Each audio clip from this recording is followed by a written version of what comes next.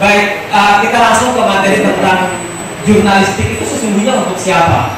Saya ingin saya ingin menghubungkan dengan materi yang tadi disampaikan Pak Kajari Hulu Sungai Selatan. Lanjut. Halaman berikutnya. Ya. Kalau kita bicara jurnalistik, secara umum adalah ini, bagaimana mengumpulkan bahan berita, peliputan, kemudian bagaimana melaporkan, bagaimana menulis, bagaimana menyunting atau mengedit dan menyajikan atau mempublishnya. Ini umum, ini teori yang ada di mana-mana, dan saya yakin teman-teman di LPM sudah diajari ini dan mungkin juga sudah sangat khatam dengan materi ini. Saya ingin ke berikutnya, slide berikutnya. Nah, mengapa harus ada pers? Mengapa harus ada media? Ini yang akan kita jawab hari ini, dan ini insya Allah akan nyambung dengan yang tadi disampaikan oleh Pak Kajari. Sebelum ke situ, saya ingin menyambung juga dari pertanyaan dari teman soal pelecehan. Tadi kan sudah disinggung oleh Pak Kajari, pelecehan seksual, kemudian tindak kekerasan yang kemudian korban itu malu untuk mengungkapkan, malu untuk speak up, malu untuk bicara, karena itu menganggap sesuatu yang aib.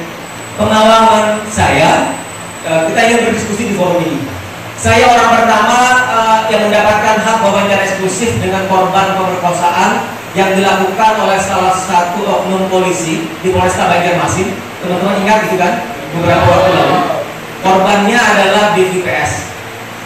Saya mendapatkan kesempatan untuk wawancara eksklusif dengan korban dengan tetap memenuhi kaedah jurnalistik, menutupi dan melindungi identitas korban. Di situ saya menggali banyak betapa korban itu sesungguhnya ketika dia berbicara di media sosial, ketika vonis yang dijatuhkan terhadap pelaku oknum polisi itu yang sangat rendah, dia berbicara itu adalah ikhtiar terakhir yang dia lakukan, kata dia. Ketika dia merasa tidak adil, teman-teman bisa bayangkan betapa orang kehormatan dirinya, harga diri tertinggi dia yang harusnya dia lindungi kemudian dirampas oleh orang yang kemudian itu dilakukan dengan sangat, kami menyebut dengan sangat biadab, ya kan? Orang cikoki dengan minuman sehingga orang itu tidak sadar. Nah, betapa beban mental yang luar biasa, dan itu terus berlanjut sampai dengan hari ini upaya yang dilakukannya. Nah, yang ingin saya sampaikan pesannya sesungguhnya adalah bahwa untuk berani bicara itu sesungguhnya tidak gampang. Berani bicara itu tidak mudah, apalagi ketika bicara soal aib. Walaupun kemudian dia disamarkan identitasnya ketika dia bicara misalnya di dalam wajah tampilan yang siloid, tapi banyak orang kan bisa men-tracking dia, siapa dia kuliah di Fakultas Hukum di Universitas Muhammadiyah, dia di semester berapa, kemudian tempat kosnya di mana, dia berasal dari mana, itu kan mudah di-tracking, dan itu tidak gampang. Bagaimana trauma seseorang itu luar biasa. Nah, saya ingin menyampaikan kepada teman-teman betapa kemudian para korban itu sekali tidak gampang untuk kemudian dia berani jujur mengatakan. Jangan-jangan hari ini banyak orang yang punya nasib serupa dengan DVPS tetapi tidak berani untuk berbicara. Nah, tetapi dalam konteks ini untuk memberikan penghukuman, maka penting untuk kemudian kita berani berbicara. Kan tidak boleh kita membiarkan pelaku kejahatan berkeliaran, tidak boleh predator berkeliaran di luar yang kemudian tidak diberikan hukuman yang setimpal. Dan jangan-jangan hukum yang setimpal yang dijatuhkan juga ternyata jauh dari rasa keadilan. Oke, saya ingin sambung ke situ. Sekarang saya ingin kita ke pers. Mengapa pers itu ada? Pers itu ada, dia sebagai alat uji informasi. Tadi Pak Kajari bilang, hari ini kan media sosial itu begitu masif. Saya yakin teman-teman ini tidak memiliki media sosial itu jangan-jangan tidak hanya 2 dan 3. Tapi jangan-jangan punya banyak kan. Yang umum kita punya Facebook, kita punya Instagram, kita punya Twitter, kita punya pet, kita punya email dan segala macam, WhatsApp dan segala macam. Artinya ada banyak media sosial. Nah, media sosial itu bukan sesuatu yang kemudian menjadi ruang hampa, menjadi sesuatu yang ibarat saya bilang ke teman-teman di redaksi itu seperti lapangan bebas ruang tanding, di mana orang pun bebas dan suka-sukanya mencaci maki orang lain, mencerca orang lain, menghina orang lain atas nama kebebasan. Itu tidak boleh. Nah, apa hubungannya dengan pers? Nah, hari ini kan ketika ada sebuah peristiwa misalnya, orang begitu gampang dan mudahnya kemudian mempublishnya di media massa, di media sosial. Nah, orang tidak tahu kemudian yang membaca itu apakah itu fakta atau itu hoax misalnya. Apakah itu benar ataukah itu hanya kabar bohong. Nah, maka disitulah kemudian fungsi pers, fungsi jurnalistik itu dia akan mengkonfirmasi dia akan kemudian memverifikasi betul nggak peristiwa itu. Tadi misalnya kata Pak Kajari bilang, peristiwa Ratna Sarumpait itu kan peristiwa yang kalau kita sekilas di hari-hari pertama kejadian itu kan seolah-olah peristiwa yang sangat benar, sesuatu fakta, orang lebam, orang lukai dipukuli. Tapi baru terungkap belakangan, dia itu kan habis dari salon, dari kata Pak Kajari, dari salon kecantikan, kemudian dinarasikan, karena itu nuansanya nuansa politik pilpres, dinarasikan sebagai orang yang teraniaya oleh salah satu pendukung capres. Nah, orang tidak pernah membayangkan bahwa sesuatu yang seolah-olah fakta itu ternyata adalah tipu daya. Hari ini pun juga begitu. Kemarin misalnya ketika banjir berikutnya baru tadi di 2022 misalnya, banyak video menggambarkan tentang peristiwa banjir bandang. Ada yang dihantarkan, ada yang di Banjarmasin, termasuk di Sungai Selatan misalnya. Ketika diverifikasi, ternyata itu adalah video tahun 2021 ketika banjir Januari 2021. Nah, maka kemudian pers itu dia akan memverifikasi. Pers itu dia akan harus memenuhi kaedah-kaedah jurnalistik. Bagaimana pers itu prinsipnya adalah dia jujur, dia menyampaikan fakta, seperti tadi dalam slide awal. Dan pers itu sesungguhnya mengusung pesan-pesan suci. Maka tidak boleh kemudian pers itu dibumbui dengan sesuatu yang bombastis untuk dengan alasan misalnya mengejar oplah kalau dulu dia cetak, untuk mengejar orang semakin banyak viewernya, orang yang nontonnya misalnya. Tidak boleh seperti itu. Dalam pers ada prinsip ABC, akurasi, balancing, dan clarity. Fakta itu harus akurat, kemudian dia harus berimbang, kemudian dia harus diklarifikasi. Maka itulah sekali lagi menjadi fungsi pers. Nah, maka teman-teman dalam LPR, lembaga pers mahasiswa, nanti pada saatnya ketika akan terjun di dalam dunia jurnalistik yang sesungguhnya, teman-teman akan berhadapan dengan itu. Saya dulu merasa di awal orang yang teman-teman saya bilang itu saya orang yang tersesat masuk ke dalam dunia jurnalistik. Karena pendidikan saya S1 dan S2 saya tidak linear di jurnalistik. Termasuk S2 saya yang terakhir ketika saya mengambil filsafat kajian tasawuf di UIN juga tidak ada hubungannya dengan jurnalistik. Tetapi saya merasa ternyata semua disiplin ilmu itu sesungguhnya dia memiliki korelasi dengan jurnalistik. Jadi orang itu dengan semua latar belakang itu akan memperkaya khasanah jurnalistik. Teman-teman dari STAI, teman-teman dari misalnya tadi saya ngobrol di belakang, ada yang dari bahasa Arab, ada dari PAI misalnya, ada dari hukum Islam misalnya. Nah, ini setidaknya akan menjadi warna ketika kita menjadi seorang jurnalis, ketika kita menjadi seorang pekerja media. Dan ketika teman-teman menjatuhkan pilihan menjadi seorang jurnalis sebagai sebuah profesi, maka tentu kita sekali lagi harus menanamkan itu sebagai sebuah kebanggaan. Tidak boleh hanya sebagai sebuah pekerjaan pelarian misalnya. Saya sebagai seorang jurnalis, saya merasa bangga dengan hari ini saya menjadi seorang wartawan. Sampai di titik hari ini saya menjadi seorang redaktur kepala. Karena bagi saya disitulah saya bisa berkarya, disitulah saya bisa berbakti untuk orang banyak. Disitulah saya bisa berperan ketika hari ini hoax itu begitu masif, di mana saya harus berperan penting, berperan banyak di situ untuk mengklarifikasi. Nah, kemudian hari ini kan soal kepercayaan, soal trust publik itu menjadi penting. Banyak media hari terseret dengan arus misalnya, yang penting dia menyampaikan berita yang tunggal, yang penting dia cepat misalnya. Tidak penting soal ini benar atau tidak, ini berdampak baik atau buruk terhadap orang lain atau tidak misalnya. Nah, salah satu rujukan dalil ketika seorang redaktur itu untuk memilih berita itu layak tayang atau tidak, layak siar atau tidak, adalah kita akan berbicara dari sisi asas manfaat. Kalau itu kita publish misalnya, dia bermanfaat gak sebagai orang lain? Dia bermanfaat gak sebagai orang banyak? Tidak boleh media itu, pers itu menjadi seperti sungai. Semua bisa larut di situ. Kalau istilah saya di kampung saya di Baraba itu, di sungai itu semua bisa larut kan? Teman-teman tahu kan? Mulai jamban, mulai kayu, segala macam kotoran manusia larut di situ. Pers itu tidak boleh seperti itu. Dia harus selektif. Dia harus bisa memilah. Dia harus bisa memilih mana yang bermanfaat dan mana yang tidak bermanfaat.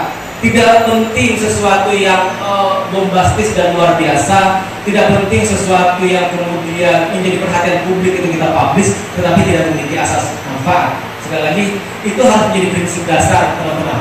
Oke, selanjutnya.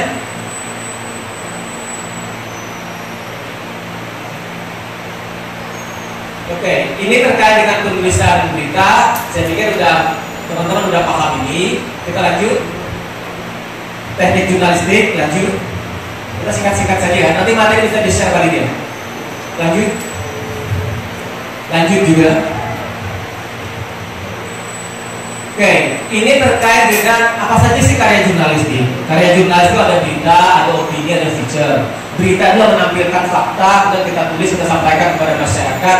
Fakta itu apa adanya, tidak boleh dia dibumbui dengan hal-hal lain, tidak boleh dimasuki dengan apa pendapat kita. Itulah yang namanya news, itulah yang namanya berita. Kemudian yang namanya opini, itulah pandangan sudut pandang.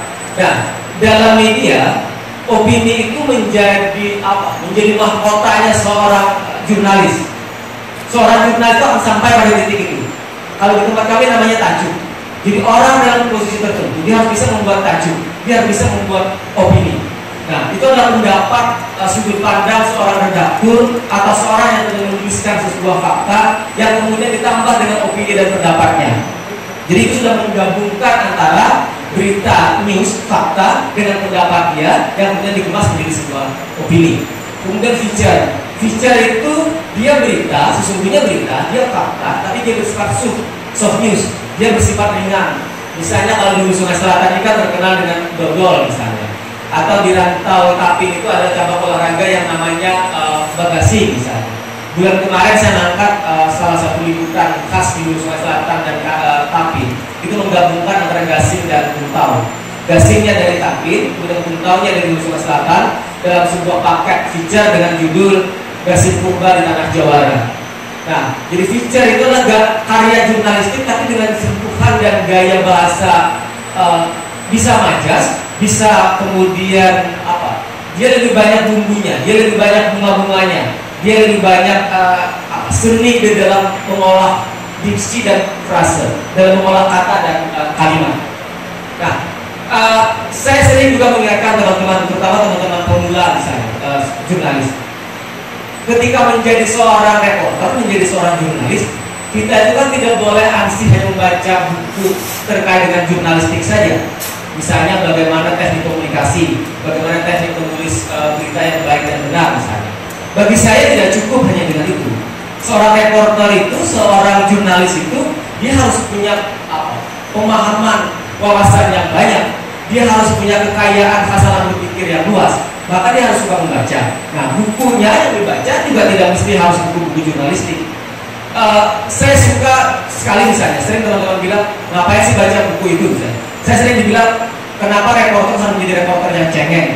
Saya suka baca buku-bukunya Asma Nadia. Teman-teman sering baca bukunya kan? Kenal ya, Asma Nadia. Misalnya tentang bagaimana surga yang tak dirindukan, atau kemudian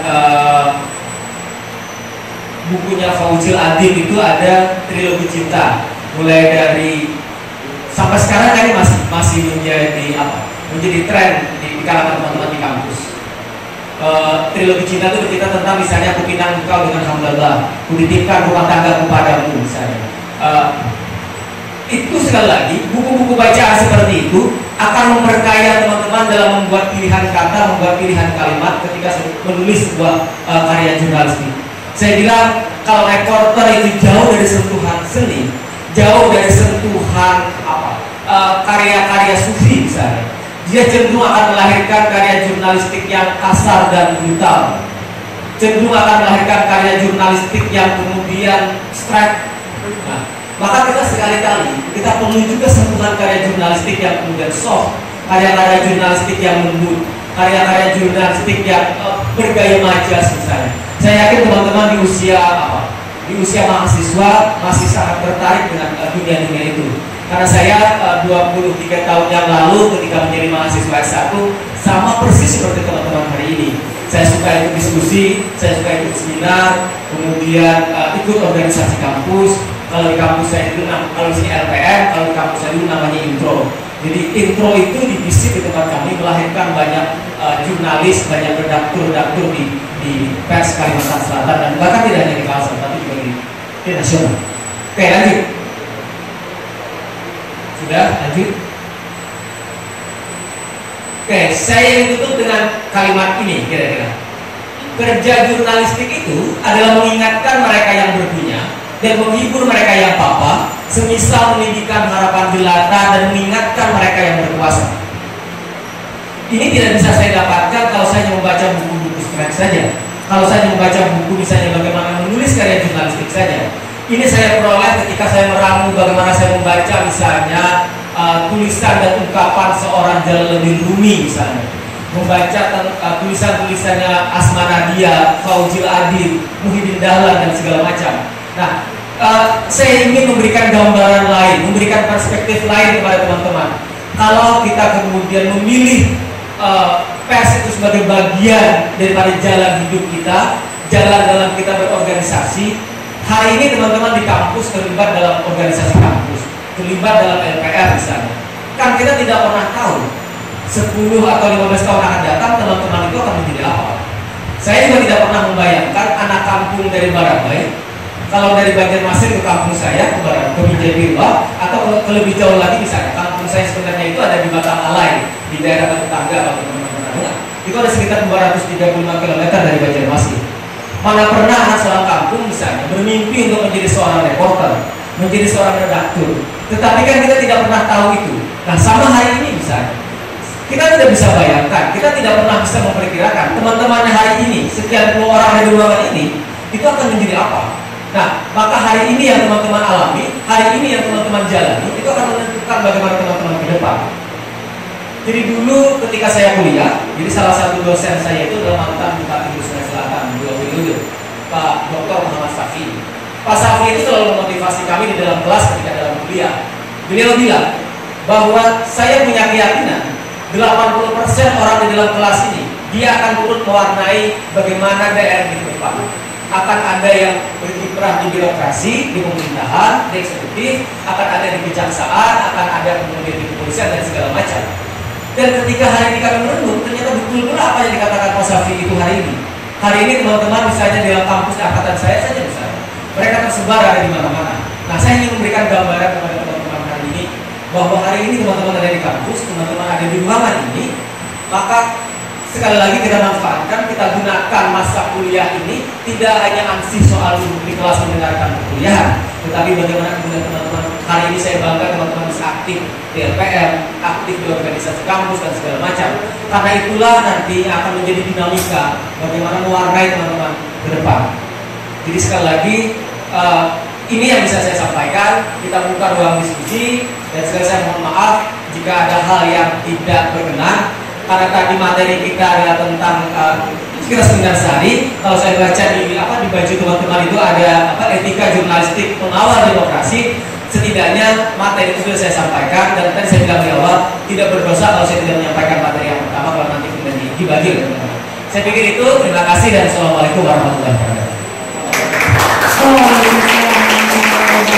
Luar biasa sekali materinya. Baiklah, kita buka sesi tanya jawab untuk 2 orang penanya dulu nih. Siapa? Gantian dulu. Gantian ya, kalau kawan yang lain. Kita diskusi santai aja ya. Kalau perlu bahasa sungai, bahasa Banjar boleh.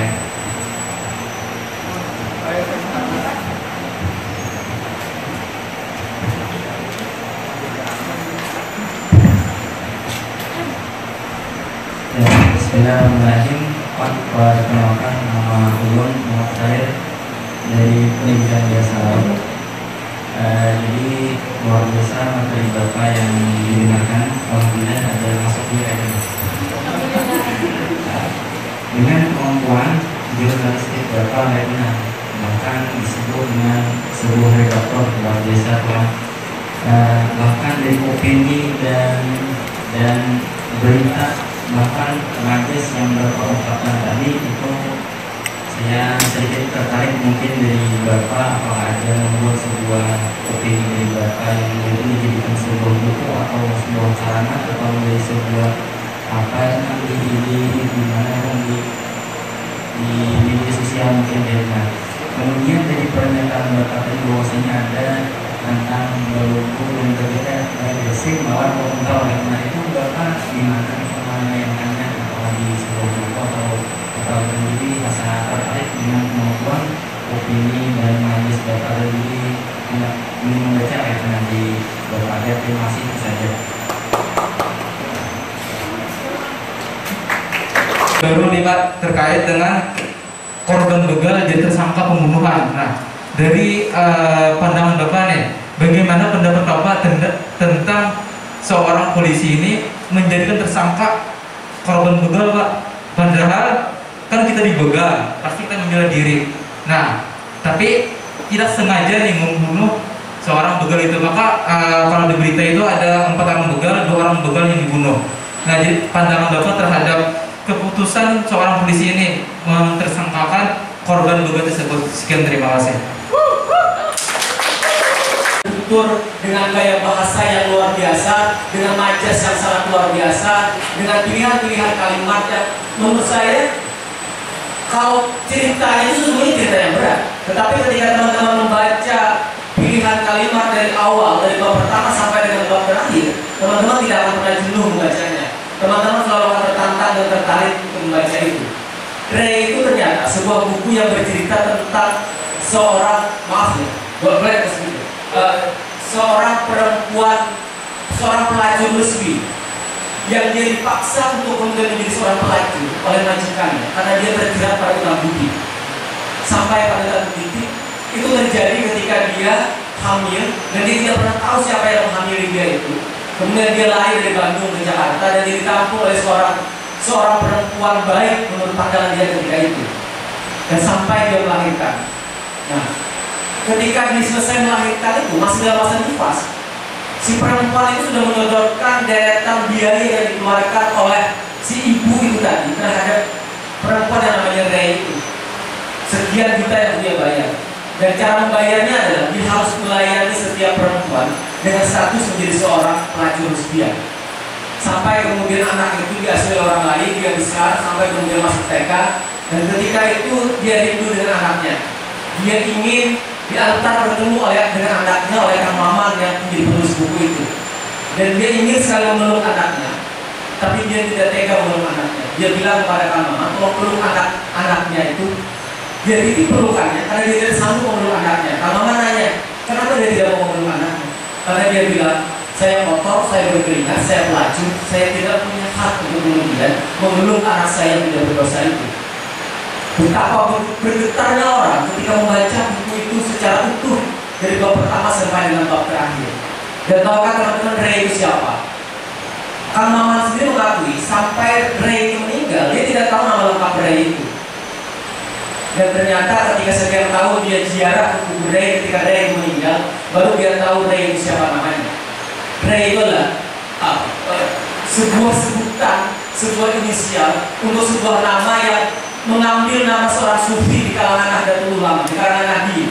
Teman-teman kenal dengan namanya Nahdlatul. Seorang sufi yang dia dalam doanya itu, ya Allah, kalau kemudian ibadah saya itu hanya mengharapkan masuk surga, maka tutuplah pintu surga itu. Kalau kemudian ibadah saya adalah berharap untuk tidak masuk neraka, maka bukalah pintu neraka itu. Karena sesungguhnya saya hanya mengharapkan ampunan dan berkah dari Allah. Nah, itulah Ray, seorang Rabi'ah Al-Adawiyah yang ditulis oleh seorang Kang Maman dengan gaya bahasa yang sangat luar biasa. Teman-teman bisa searching, rasa-rasanya ada juga paparan Kang Maman itu di YouTube. Nah, itu yang pertama. Kemudian yang kedua tadi soal pembegalan. Itu ini pertanyaan agak berat. Walaupun sama-sama Madagaya tapi pertanyaan berat. Ya. Jadi gini, orang itu harus hati-hati. Maka tadi dalam kalimat penutup saya, penutup closing saya, paparan saya adalah pers itu harus hadir. Boleh nggak dibuka kalimat terakhir, kutipan saya yang terakhir? Dia agak nyambung dengan pertanyaan teman tadi.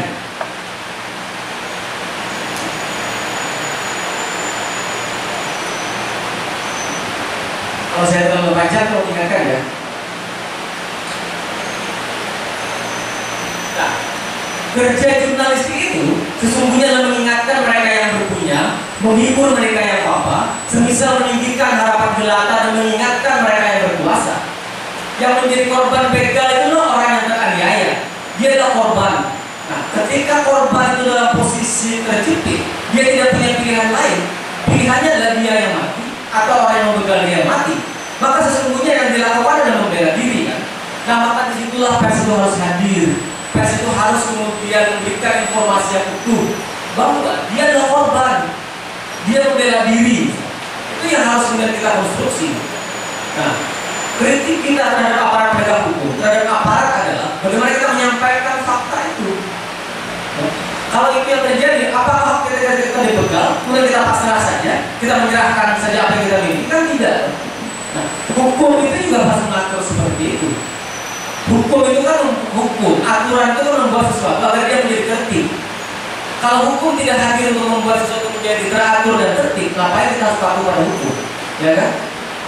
Nah, kita harus patuh dan taat pada aturan. Tidak usah repot-repot lah, tidak usah jauh-jauh misalnya. Ketika kita di lampu merah, kita itu kan punya konsensus, kita punya kesepakatan. Kalau lampunya berwarna merah, kita harus sepakat berhenti kan. Kalau lampunya kuning, itu siap-siap. Kalau lampunya hijau, artinya kita jalan. Semua yang ada di tempat sujud itu harus patuh dengan itu. Tidak boleh kita langgar itu, tidak boleh kita tabrak konsensus itu. Kita bisa bayangkan, kalau semua orang dengan lampu merah yang bergerak, maka berada pada satu titik untuk orang di chaos misalnya. Ujung-ujungnya semua orang tidak bisa bergerak, semua orang tidak bisa jalan. Apakah pada saat chaos itu baru kita sadar dan kita paham bahwa kita perlu aturan? Maka aturan itu sesungguhnya untuk mengatur. Sama di sini misalnya, aturan itu untuk mengatur. Ya. Termasuk bagaimana kemudian kita menyampaikan fakta. Sekali fakta yang kita konstruksi adalah dia korban. Ketika dia membunuh, dia yang melawan. Karena pilihan dia adalah pilihan yang sulit. Apakah dia menjadi korban yang akan dibunuh, atau kemudian dia menyelamatkan diri dengan cara pilihannya tidak ada pilihan lain? Mungkin boleh jadi dia termasuk membunuh misalnya. Maka itu yang harus kita konstruksi. Sekali lagi, aturan itu dibuat untuk membuat teratur, membuat itu tertib. Jangankan untuk hal yang baik, hal yang tidak baik saja memerlukan aturan. Orang di meja judi, pada terang-terangan judi itu kan tidak boleh. Judi itu melanggar aturan. Judi itu sesuatu yang dilarang. Tapi masih saja orang di meja judi itu juga punya aturan. Mengatur orang yang menang itu ketika dia seperti apa. Orang itu bisa menang kalau bagaimana. Orang yang kalah harus seperti apa.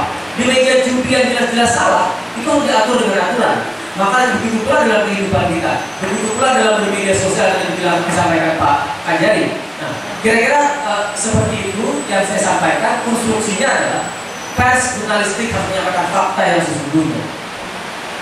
Nah, tetapi ketika harus bersinggungan dengan sesuatu yang kemudian terkait dengan norma kesusilaan, kepatutan dan kepantasan.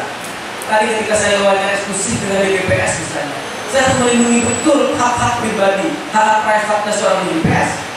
Saya harus samarkan nama dia, saya harus samarkan suara dia, saya harus samarkan wajah dia dengan membelakangi, dengan menghubungi, dengan posisi siloid misalnya. Itu adalah sesuatu yang harus kita patuh dalam aturan. Dalam jurnalistik itu kita ada mengenal Undang-Undang 40 tahun 99 tentang pers, tentang kebebasan pers. Tapi tidak boleh atas nama undang-undang kita bebas mencaci orang, mencerca orang, mencaci maki orang atas nama kebebasan pers. Ujung-ujungnya kita berikan hak jawab, kita berikan hak klarifikasi. Betapa orang sudah hancur nama baiknya, baru kemudian kita kasih hak jawabnya. Itu kan sesuatu yang tidak adil. Makanya kemudian guru jurnalistik saya bilang, menjadi wartawan itu, menjadi seorang jurnalis itu sama halnya orang, satu kakinya itu ada di neraka, satu kakinya ada di surga. Kalau dia dengan kecenderungannya tidak memberikan keberpihakan pada sebuah kebenaran, maka selesailah dia, maka dia terpuruk pada sesuatu yang kemudian membuat dia sengsara akibat profesi yang dia pilih. Tetapi orang akan menjadi mulia kalau dia kemudian memilih menjadi seorang jurnalis yang bermartabat, seorang jurnalis yang kemudian berintegritas, jurnalis yang kemudian menjunjung tinggi nilai-nilai kemanusiaan. Sekali lagi, kalau Rumi itu bilang beragama dan mencintai itu adalah memiliki kesamaan. Sama-sama tidak ada paksaan di dalamnya. Beragama itu tidak ada paksaan, orang mencintai itu tidak ada paksaan, orang memilih menjadi seorang reporter dan jurnalis pun juga tidak ada paksaan. Maka tidak boleh ketika kita berkarya itu kata Rumi menjadi orang yang busuk di sana, berdarah di sini. Kita caci maki orang, tetapi kemudian orang kemudian merasakan betapa dampaknya. Teman-teman mungkin pernah ingat beberapa tahun lalu betapa seorang Agim itu ketika berpoligami itu kan dicerca dan dicaci maki luar biasa. Hancur nama baik seorang Agim hanya karena beliau melakukan poligami. Pertanyaan dasarnya kan adalah, apakah poligami itu dilarang dan diharamkan? Kan tidak juga. Jangan-jangan ada banyak orang yang melakukan perselingkuhan, melakukan hubungan di luar hubungan perkawinan yang itu tidak pernah kita apa-apakan, tidak pernah kita beritakan. Tetapi ketika seorang dia seolah-olah dicap sebagai orang yang salah. Ini kan sesuatu yang luar biasa. Nah, maka sekali lagi hati-hati kita dalam membuat sebuah karya jurnalistik. Kita akan bertanggung jawabkan itu dengan baik. Tidak hanya bertanggung jawab di dunia, tapi kita juga bertanggung jawab nanti setelah kita meninggal. Kira-kira seperti itu. Luar biasa sekali jawaban dari beliau. Boleh tepuk tangan dulu dong.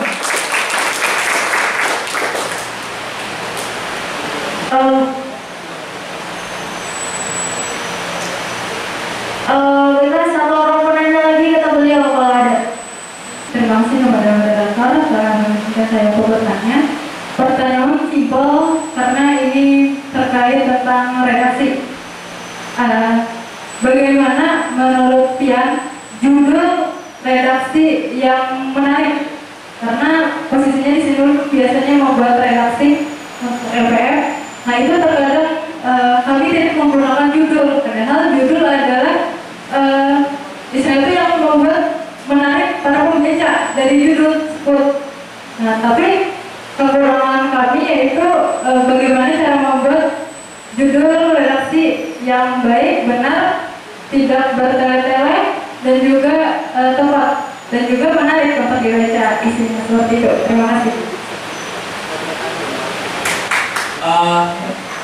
Kita teknis ya.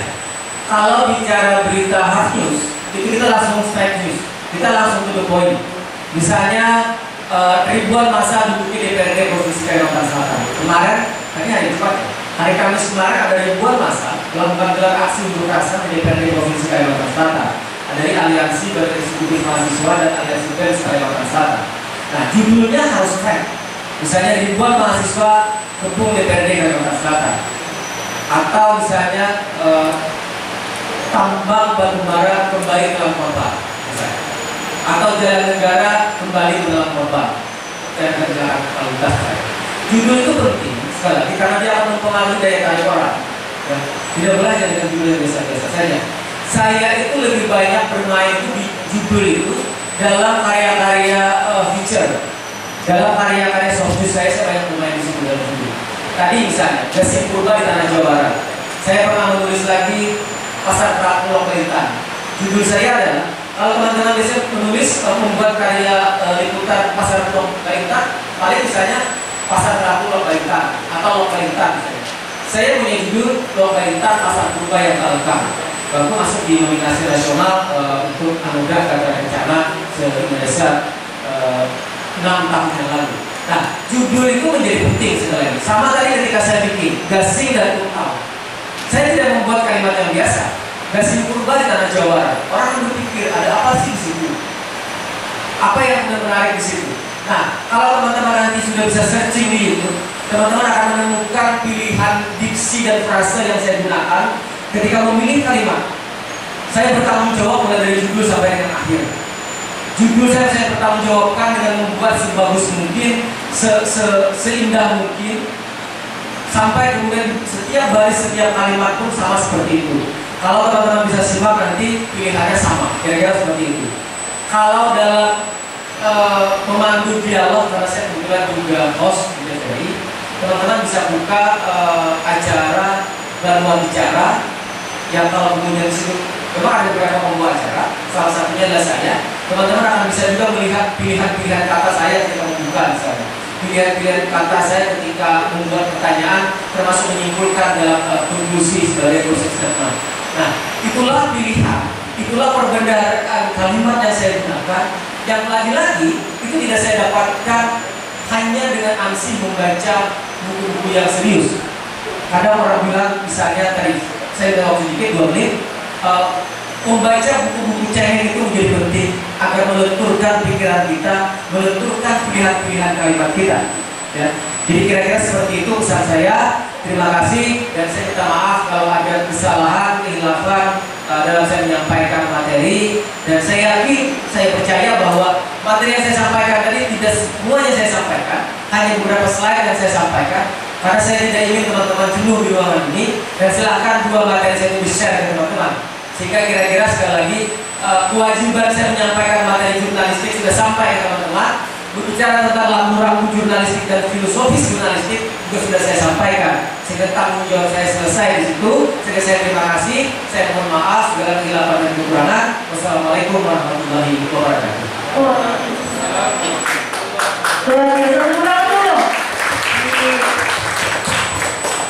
Baiklah, selanjutnya ulun serahkan kepada rekan ulun untuk membacakan kesimpulan kita pada materi kali ini.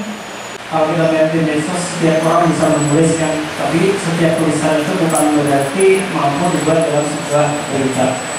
Nah, tadi menulis di jalur tadi seperti kita berenang dan perlu praktek. Seperti kita naik sepeda, kalau mungkin kita langsung bisa menginjak sepeda, dan kalau mungkin langsung bisa berenang. Nah, lanjut. Dalam sebuah unsur berita yang pastinya mungkin sejak kita SMP atau SMA sudah mengenal yang namanya what, who, where, and why, dan how. Mungkin kawan-kawan hafal maksudnya masalah itu. Itu unsur berita yang wajib kita ketahui. Atau ya di luar kepala lah kalau kalian nantinya bercita-cita ingin jadi wartawan. Karena sekarang profesi wartawan itu cukup menjanjikan ya. Apalagi yang di depan kayak Rapid Gondrong itu gajinya ya di atas 5 lah sudah. Nah, jadi gaji wartawan itu untuk menjanjikan saat ini. Ya lanjut. Nah, di sini dalam teknis menulis berita itu yang pertama perlu kita ketahui adalah seperti piramid terbalik. Ada judul berita atau headline-nya, teras berita atau web berita maupun informasi pendukung. Kita langsung aja kita judul. Tadi kan saya dengar ada yang menanyakan bagaimana judul yang bagus, judul yang menarik itu seperti apa untuk headline-nya. Di sini sebenarnya judul itu lebih singkat, lebih bagus. Misalnya, tapi merujuk kepada apa yang ingin kita angkat. Nah, lebih singkat, lebih bagus. Dan lebih provokatif. Maksud provokatif ini adalah menarik perhatian agar pembaca ingin tahu isinya. Itu maksudnya, bukan berarti kita provokatif saling mengadu domba. Nah, tapi menarik orang untuk membaca berita kelanjutan dari judul kita. Nah, berikutnya yaitu yang C, kalimatnya lengkap. Itu kan kalimat lengkap itu biasanya kalimat aktif kan, ada subjek, objek, dan predikat. Lazimnya menggunakan kalimat aktif dan di sini mewakili substansi berita atau relevan dengan isi berita. Nah, jangan judulnya apa, isinya apa. Nah, jadi berbeda isinya dengan judulnya, itu kurang bagus. Tapi media-media online saat ini seperti itu supaya dapat klik atau viewer yang banyak. Kan? Contoh, nah di sini contoh berita. Kita membahas tentang strike news. Nah, strike news tadi sudah dijelaskan adalah berita langsung. Hari ini kejadiannya, hari ini kita buat, mungkin besoknya sudah tayang. Contohnya yang pertama untuk judul kalimat aktif. Yang pertama wartawan HSS gelar seminar jurnalistik. Yang kedua contohnya misalnya mahasiswa dan dosen di HSS ikuti seminar jurnalistik. Nah, itu kan kalimat aktifnya. Kalau kalimat pasifnya, seminar jurnalistik diikuti mahasiswa dan dosen di HSS. Kan jadinya kurang apa? Ada yang kurang lah.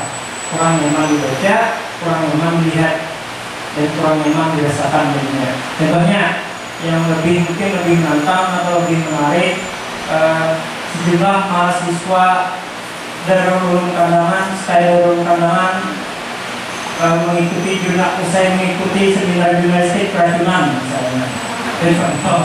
Contohnya, atau misalnya peserta seminar jurnalistik yang diadakan di Kandangan, mahasiswanya pintar-pintar. Nah, yang penting kita menggunakan kalimat aktif. Nah, walaupun sekarang ini seiring berkembangnya zaman itu media-media online kadang-kadang kita memperhatikan itu lagi. Misalnya ada apa sih dengan kegiatan seminar jurnalistik, ada yang menggunakan kalimat tanya atau lain-lainnya, dan hampir kita menggunakan acuan kalimat aktif atau kalimat pasif lagi. Yang penting bagaimana media-media itu memuas suatu berita menjadi agar diklik dilihat orang. Nah, tapi kalau kita yang belajar secara umum, maka gunakanlah kalimat aktif dulu. Lanjut, tadi judul berikutnya yaitu teras berita atau read. Nah, teras berita itu intisari berita. Usahakan dalam teras berita yang ditulis pada alinea atau paragraf pertama itu merupakan bagian terpenting atau rangkuman dari seluruh berita yang ingin kita angkat. Nah, itu intinya dalam sebuah teras berita, yaitu merupakan suatu ringkasan atau rangkuman dari berita yang akan kita angkat. Teras berita juga umumnya memuat lengkap unsur-unsur berita. Unsur berita tadi yaitu 5W, 1A. Dan kalau di berita tadi umumnya itu memuat yang 4 dulu, yaitu who, when, where, what, dan how-nya nanti dijelaskan di tubuh berita. Berikutnya selanjutnya diuraikan dalam tubuh berita yaitu why dan how. Nah, itu sudah. Bagian ketiga biasanya berisi informasi pendukung lainnya, tidak menggunakan singkatan yang familiar. Jika ada singkatan harus dijelaskan singkatan tersebut. Nah, jadi kalau kita menulis satu berita di alinea pertama itu usahakan kalaunya singkatan yang tidak lazim, misalnya kalau stay kan sudah lazim terus setelah tinggal di Islam. Kalau misalnya Kalsel sudah lazim itu singkatannya Kalimantan Selatan. Kalau yang tidak lazim misalnya apa ya? Banyak sebenarnya yang tidak lazim, yang orang tidak tahu, misalnya HSS. Nah, HSS itu kemungkinan dalam Inggrisnya juga ada kepanjangan HSS apa. Jadi perlu kita jelaskan HSS itu adalah Hulu Sungai Selatan. Yang wajibnya kan cuma kita wilayah asalnya yang tahu. Kalau secara nasionalnya mungkin orang ada singkatan lain dari HSS tersebut. Jadi perlu kita jelaskan di lead atau di area yang pertama. Nah, itu contohnya. Next. Contohnya itu sejumlah wartawan yang ada di Kabupaten Hulu Sungai Tengah dalam kurung HSS gelar seminar jurnalistik dan fotografi dasar yang bertempat di Aula Sekolah Tinggi Agama Islam Darul Ulum Kandangan, Jumat 15/4, berarti itu tanggal dan bulannya. Nah, ada istilah di sini saya sampaikan bahwa menulis lead sama dengan mencium gadis. Jika kamu dapat sekali maka yang lainnya akan mudah. Ya, kayaknya. Nah, jadi menulis lead berita tuh kalau kita sudah dapat lead berita itu tubuh beritanya itu akan lebih mudah kita sampaikan. Nah, inti dari sebuah berita itu adalah di leadnya tersebut. Nah, kalau beberapa sudah bisa menulis leadnya itu dengan nyaman, berarti selanjutnya itu nyaman lagi untuk menulis tubuh beritanya. Lanjut. Sekarang tanggal. Nah, tanggal itu mengikuti teras berita lead atau alinea pertama tadi. Misalnya, contohnya tempatnya di Aula Sekolah Tinggi Agama Islam Stay Darul Ulum Kandangan, Jumat 15/4. Atau di paling. Nah, di paling itu maksudnya tempatnya dulu baru tanggalnya. Nah, tempatnya misalnya Jumat 15/4 di Aula Sekolah Tinggi Agama Islam Darul Ulum. Nah, itu dibalik asal aja, tergantung aturan media pian atau aturan lembaga pian kayak nulisnya. Ada yang hendak tanggalnya panjang sampai 2024 atau yang tanggalnya aja sampai bulan. Nah, itu terserah kebijakan media masing-masing atau kebijakan lembaga pian. Lanjut, tubuh berita. Nah, mungkin kalau tubuh berita langsung aja kita ke contoh beritanya di slide 20. Coba diperbesar di slide 20. Walaupun di sini bubennya terlihat lah, terusan. Nah, di sini kayaknya perlu dijelaskan bang, karena tulisannya halusan. Kalau itu lah yang sampingnya itu bunyi adalah di belakangnya ya. Yang mana lead berita, yang mana body berita. Nanti kembali aja dulu ke body berita ke atas, tubuh berita. Ya. Dan sini contohnya aja langsung yang biar kita lihat. Tubuh tubuh berita itu memuat kutipan tidak langsung dan kutipan langsung atau statement. Kayak apa contohnya? Misalnya kutipan tidak langsung. Contohnya di sana Ketua Pelaksana Seminar Jurnalistik Fatur Rahman mengatakan, itu bentuk kalimat tidak langsungnya untuk sebuah berita. Peserta pelatihan adalah para mahasiswa dan dosen secara berulung-ulung. Kalimat statementnya atau kalimat kalimat langsungnya yang langsung dari narasumbernya biasanya itu memuat aku, saya, kami. Itu merupakan statement atau kutipan langsung yang dibuat dari narasumber. Contohnya ada sekitar 50 dan biasanya diawali dengan tanda petik di depan dan di akhir. Nah, ada sekitar 50 peserta yang berpartisipasi dalam materi yang disampaikan oleh kawan-kawan wartawan, yaitu tentang teknik menulis berita, fotografi jurnalistik, video jurnalistik, ditambah tentang bijak bermedia sosial.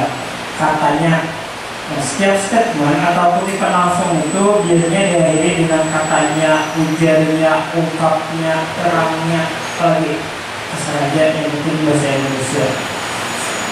Nah, contohnya tadi di sana mungkin nantinya materinya bisa di-share karena kawan-kawan juga menurut saya juga sudah sangat lihai untuk menulis berita-berita tersebut, yang mana judul, yang mana teras, yang mana budinya. Terima kasih moderator dan teman-teman panitia semuanya dan adik-adik mahasiswi. Ya. Ini kayaknya saya lebih singkat. Oh ya, tadi tambahan, saya selain jadi di Warta Foto, saya juga alhamdulillah membantu menjadi dosen fotografi di WISKA. Saya mengajar di kelas malam reguler.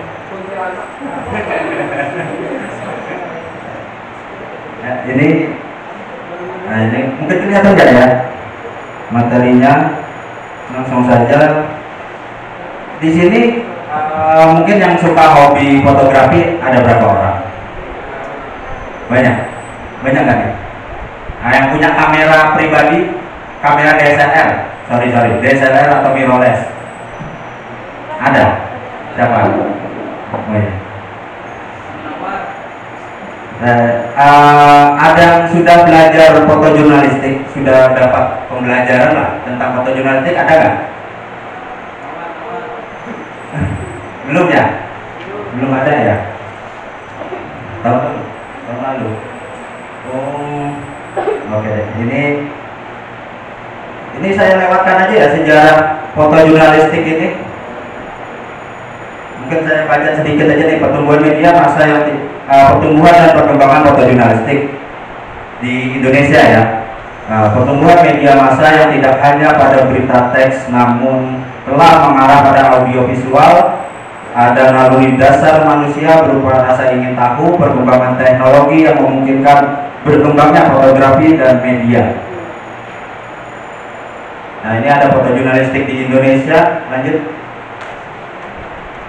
Nah, di Indonesia pertumbuhan jurnalisme foto beriringan dengan perjuangan untuk meraih kemerdekaan. Jadi bisa kita simak dalam rangkaian peristiwa sejarah Republik Indonesia dari foto-foto perang 10 November 1949 hingga foto proklamasi. Adanya kantor berita bentukan Jepang, Domai, kemudian berdiri IPOS, IPPHOS. Nah, itu awal mula terbentuknya agensi. Jadi tadi ini Mas Opik ini dia ada di divisi antara news, dia di bidang tulis. Nah, jadi di LKBN Antara sendiri itu ada 3 divisi. Satu antara news itu di wartawan tulis. Nah, saya di divisi antara foto. Jadi kerjanya itu hanya memoto dan membuat caption. Nah, untuk tulisnya itu ada Mas Opik, ada Mas Fatur. Untuk pandangan, kalau saya sampai ini untuk perwakilan Kalimantan Selatan itu saya sendiri. Jadi saya muter-muter Kalimantan Selatan. Terus ada satunya lagi itu divisi antara TV. Nah itu jadi dia bergeraknya di bidang film, perfilm video-video lah. Nah jadi ada 3 divisi kami untuk di LKBN Antara, di bawah Kementerian BUMN, kantor kami di pemerintahan. Nah jadi itu, jadi apa sih bedanya wartawan tulis, wartawan foto, wartawan TV? Ya itu. Jadi kalau wartawan foto dia bergeraknya di bidang foto. Dan di sini ada kantor berita bentukan Jepang waktu dulu Domai itu namanya, kemudian berdiri Epos itu pertama kali adanya agensi foto ya. Kalau kita menyebutnya di foto kantor berita foto itu agensi foto. Nah ini Alex Mendur, pendirinya Abdul Wahab. Ya, terus baru berdirinya kantor berita Antara. Nah ini pengertian fotojurnalistik. Lanjut aja. Ya. Nah ini ada Oscar Matullah menjelaskan fotojurnalistik merupakan media komunikasi yang menggabungkan elemen verbal dan visual. Nah, elemen verbal berupa kata-kata disebut caption melengkapi sebuah gambar, karena sebuah tanpa keterangan akan kehilangan maknanya. Nah jadi fotojurnalistik itu harus ada penjelas, walaupun foto itu sudah menjelaskan. Ya, lanjut. Nah ini salah satu contohnya kelihatan ya nih. Mungkin ada distribusi logistik bantuan banjir melalui jalur udara. Nah captionnya nggak kelihatan ya, di bawah itu ada caption. Di situ sejumlah warga mendatangi. Jadi untuk di antara foto kami memakai caption dua kali. Ya, caption 1 dengan caption kedua. Caption 1 itu menjelaskan tentang fotonya. Caption kedua itu tentang bagaimananya, how-nya. Ya, jadi di gambar ini ada sejumlah warga mendatangi helikopter Badan Nasional Penanggulangan Bencana BNPB saat tiba mengantarkan logistik bantuan korban banjir bandang di Desa Datar Ajak, Kabupaten Hulu Sungai Tengah, Kalimantan Selatan, Minggu 24/1/2022. Ya, di situ baru ada caption kedua, penjelasannya. Jadi apa sih bantuannya itu, atau apa sih dalam foto itu yang mau kita sampaikan ke khalayak banyak. Di situ ada ini bantuan berupa tenda, sembako, serta peralatan dapur dari TNI, Angkatan Udara, lalu Samsudin Nur, dan Pertiwi Peduli, Kepala Staf Angkatan Udara dan Badan Penanggulangan Bencana Daerah Provinsi Kalsel, itu didistribusikan melalui jalur udara ke wilayah pedalaman Pegunungan Meratus. Nah, jadi caption kedua itu dia menjelaskan. Nah, caption 1 itu menjelaskan fotonya. Ya, jadi dalam foto itu kita melihat itu kan, walaupun itu kita sudah memahami, ya, tapi tidak semua orang bisa memahami. Jadi caption itu penting kalau kita menerbitkan atau memposting sebuah foto.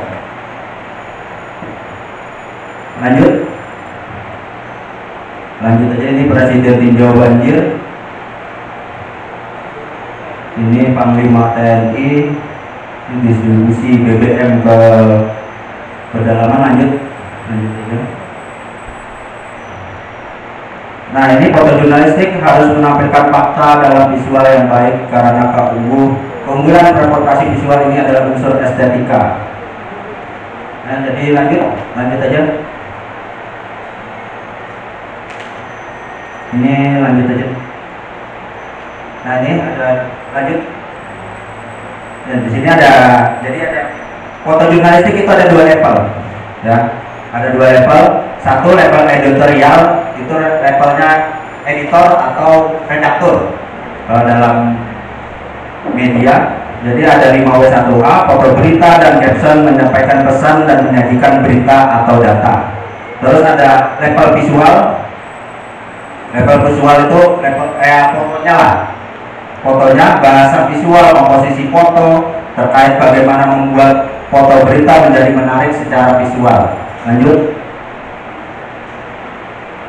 Nah seperti ini, ke atas dulu, ke atas dulu. Nah ini ada ruang kosong ya di atas. Nah di situ ada ruang kosong. Dan sedangkan ini kita mungkin kalau secara sekilas kalian mungkin nggak kenal itu siapa, ya. Sedangkan di sini ada captionnya di bawah itu, Panglima TNI Marsikal TNI Hadi Yahyanto tengah berbincang dengan Dandim 1006 Martapura, Letkol Al Siswo Budiarto kanan, didampingi dan Rem 1001 Antasari Brigjen TNI Firmansyah kiri. Nah, itu kan kalau kita ini semuanya itu langsung kita upload, orang gak bakal mengerti walaupun kita menjelaskan di caption juga. Jadi di situ ada level editorial namanya. Nah ini lanjut. Nah itu kita memakai cropping, memotong, ya. Jadi tidak apa-apa kita supaya memperjelas gambarnya itu sendiri. Ya ini terus ini alur kerja kami, di bawah foto. Pertama memotret, kedua mengedit, ketiga melengkapi caption. Lanjut.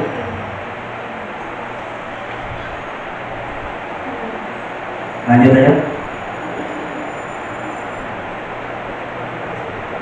Lanjut. Sampai metode eta. Lanjut. Nah, di sini ada yang mengenal dengan metode EPAT. Belum ya. Nah jadi kalau kami di teknik dasar foto jurnalistik itu memakai teknik metodenya metode EPAT. Tadi yang metode EPAT. Nah ini untuk mendapatkan hasil yang maksimal, pembuatan foto jurnalistik memerlukan ketelitian dan memenuhi kaidah-kaidah yang berlaku. Nah,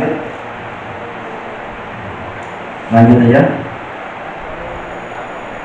Nah, ke atas sebentar. Nah ini foto jurnalistik biasa dibagi tiga, yaitu foto berita, sport news, foto berita umum, general news, dan foto esai. Foto esai itu foto cerita atau foto dokumen. Ya. Nah, ini nanti penjelasannya nanti aja. Lanjut lagi. EPAT. Nah ya. Nah ini EPAT itu apa kepanjangannya? Jadi EPAT itu enter, data, frame, angle, dan time. Foto sebagai bentuk visual dari peristiwa yang disampaikan kepada pembaca.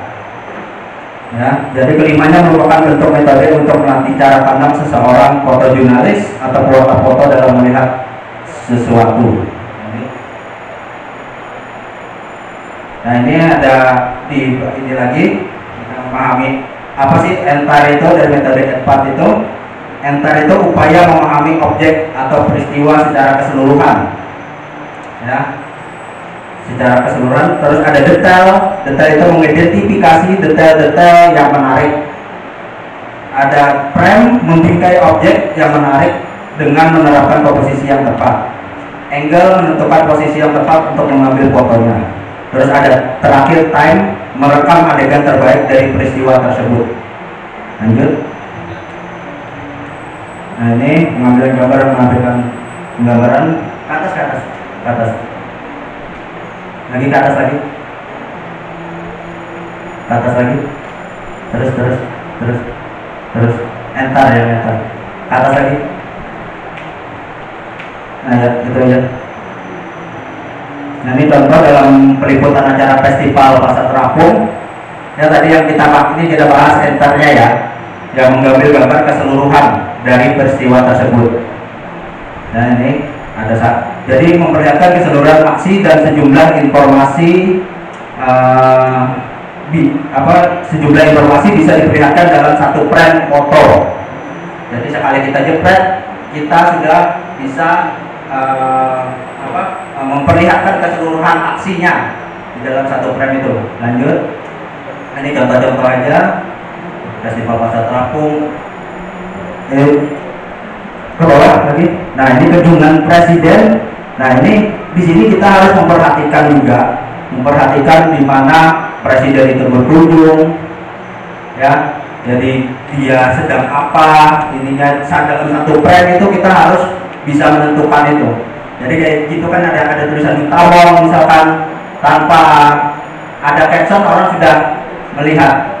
Karena kita ya mohon maaf, hampir semua ya, semua itu hampir tidak mau membaca. Nah itu, jadi kalau kita tugasnya sebagai pewarta foto itu harus dari foto dulu awalnya, mulanya foto yang berbicara dulu.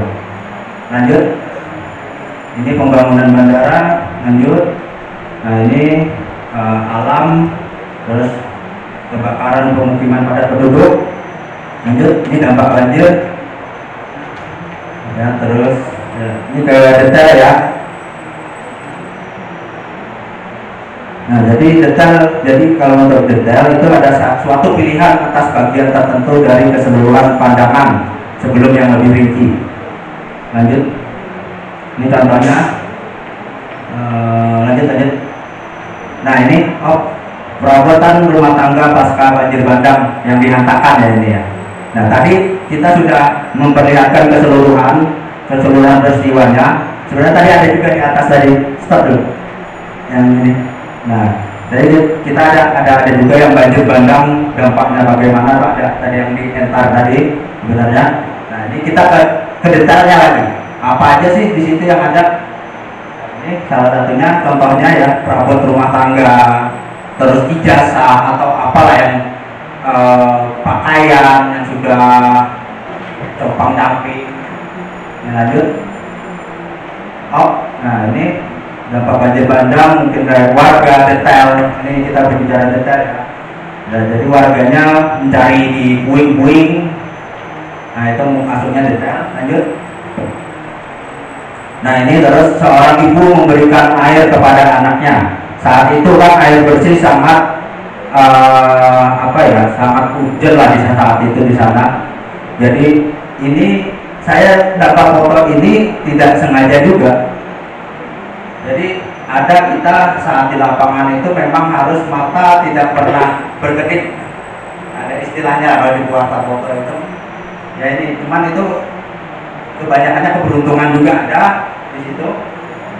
Ini saat itu ibu ini memberikan air minum yang air minum bersih ya ini ya. Ini yang di ini pokoknya yang asam penting air lah di situ. Ada air kayak comberan atau boleh coba, cuman itu bersih juga sih airnya. Karena saat itu saya pun saat itu ya lumayan berat juga kan di sana waktu liputan itu air bersih susah. Air sungai yang harusnya bersih tapi karena banjir bandang masih tanah liat lah, masih kuning warna sungainya. Nah ini jadi momen-momen seperti itu kita harus jeli juga. Lanjut.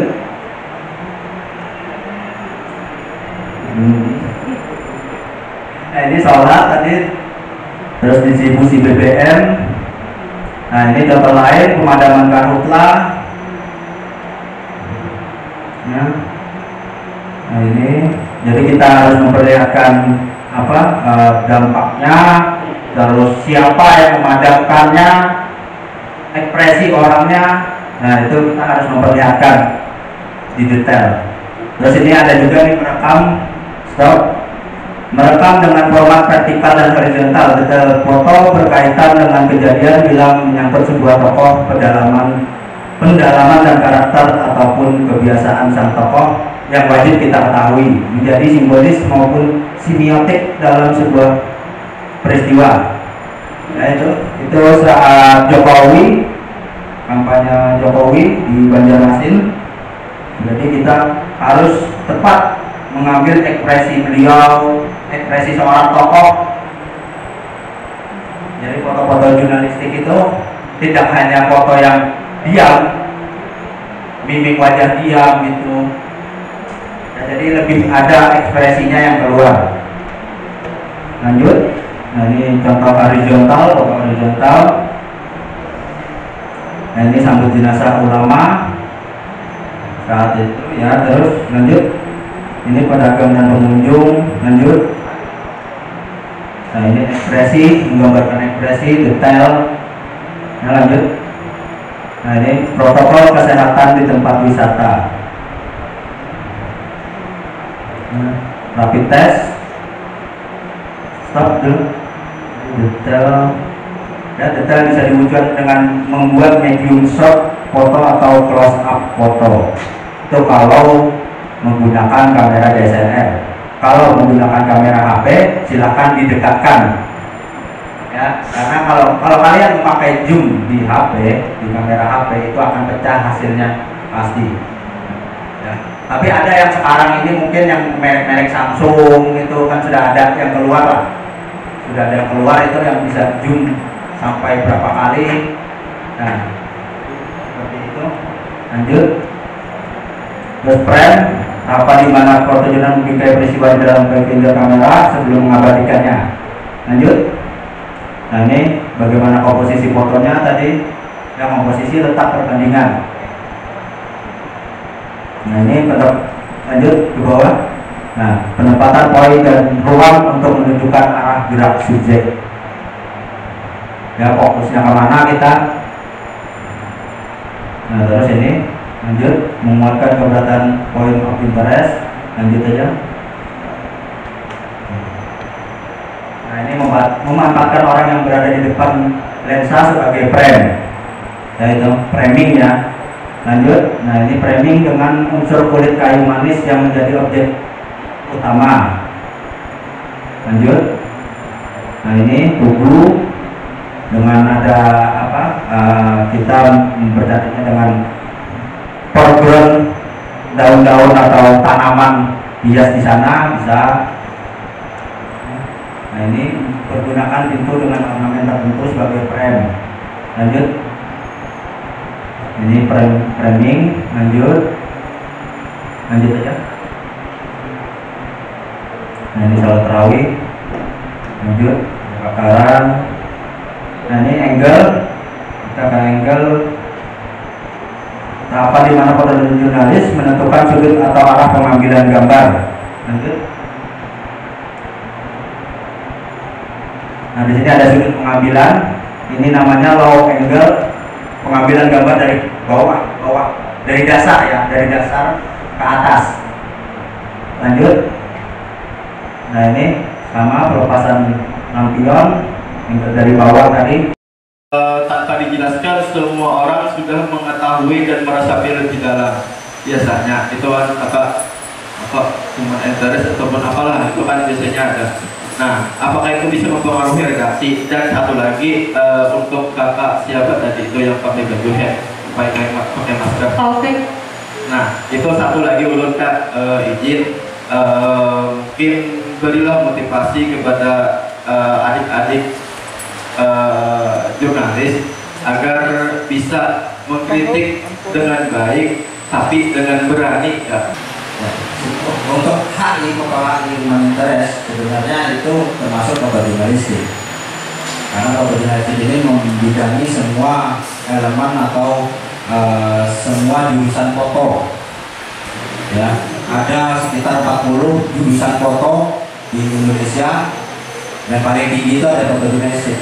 Nah, selama itu foto human interest sesuai dan sesuai kaidah atau sesuai style book pewarta foto, etika pewarta foto juga, fotojurnalistik, etika fotojurnalistik tidak ada masalah. Dan yang penting tidak ada salah lah dalam itu. Yang habis itu baru kita setelah dapat foto human interest itu baru kita cari isunya apa yang mau kita angkat. Nah, jadi ada isunya lagi ya. Jadi tidak semata-mata hanya foto human interest kita terpikir enggak. Tapi kita memotong foto human interest itu ada isunya apa yang mau kita angkat. Isu itu bisa kita gali dengan yang objek kita foto atau dengan lingkungan di sekitarnya. Ya, jadi itu aja mungkin cukup jelasannya. Oke, terima kasih. Ya, mungkin terakhir kita belum soalnya kalau melihat kampus itu lah, ya tergantung kita tekniknya bagaimana, karena bubuan ini sudah diisi orang dewan, kawan-kawan wartawan. Kalau tidak bisa kekuatan Pak pemimpin itu dihancurkan dengan kekuatan, maka lawanlah dengan tulisan, misalnya gitu kan. Nah, kalau ini memang bermasalah di dalam perkuliahan itu, segala macamnya ada yang bermasalah, ya kita sampaikanlah kepada wartawan, biarkan mereka menulis. Nah, contohnya saja seperti kasus begal yang meninggal itu, kalau seandainya bukan karena wartawan yang menulis itu, tidak mungkin ditangguhkan penahanannya dibebaskan. Seandainya dia aja, wartawannya mungkin tidak pernah dibebaskan. Nah, alhamdulillah karena berkat kawan-kawan wartawan diviralkan dan lain-lainnya, alhamdulillah sudah dibebaskan dan penahanan. Dan mungkin strategi kita aja bagaimana sekreatif mungkin atau mengajak mahasiswa untuk ikut apa yang ingin kita sampaikan. Pastinya jangan takut kalau itu memang benar. Selama itu benar dan selama itu faktanya benar dan kita mempunyai data, kita tidak perlu takut dengan masa depan atau yang lainnya atau ancaman yang lainnya. Insya Allah kita akan menang. Oke, demikian ya. Terima kasih atas perhatiannya dari kami. Kalau ingin melihat berita setiap hari, silahkan klik. Assalamualaikum warahmatullahi wabarakatuh.